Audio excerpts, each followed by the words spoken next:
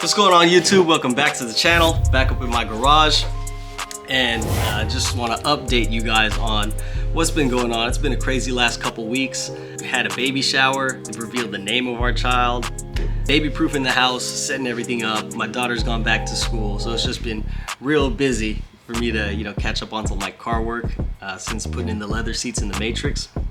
But in that time, I've been very blessed to have the opportunity to inherit a new project car. It's the perfect thing to do, get a project car simultaneously while expecting the birth of your newborn child. And it could be like any day now. Like my wife could just bust through that door right now and be like, it's time to go. But anyways, I've inherited a future legend, and you know how I love these old Toyotas. Excited to unveil you guys that I've inherited, drumroll, 1989 Toyota Celica ST Coupe. It is the first generation where the Celica and the Supra parted off. So now, part of the collection, I have the first Supra, and now I got the first Celica too. It's an automatic, and it definitely has its share of issues. It's been sitting for the past 4 years, but it's a Toyota. We filled it up with gas. It started right up. It's an ST162. It's the 2-liter, so it's by no means fast, but it's got pop-up headlights, manual windows, a radio that works, and no leaks.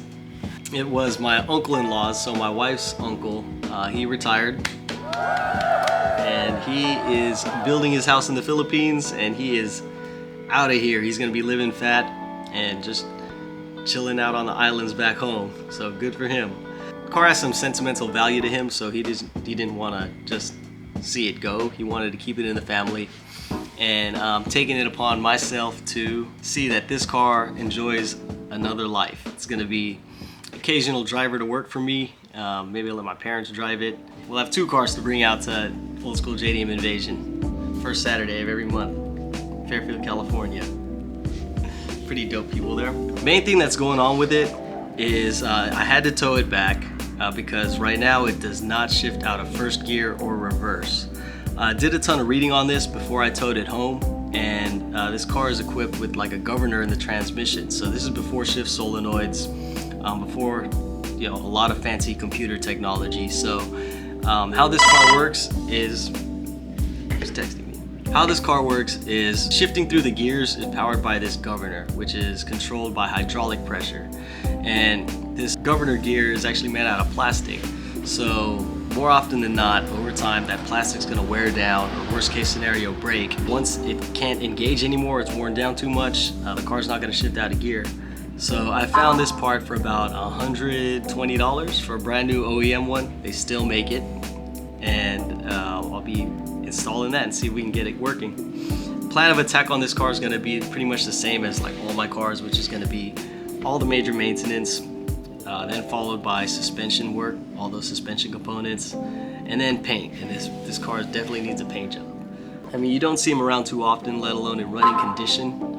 And someone keeps texting me like while I'm doing this, like, I should probably silence this. Anyways, that's my diagnosis on the car.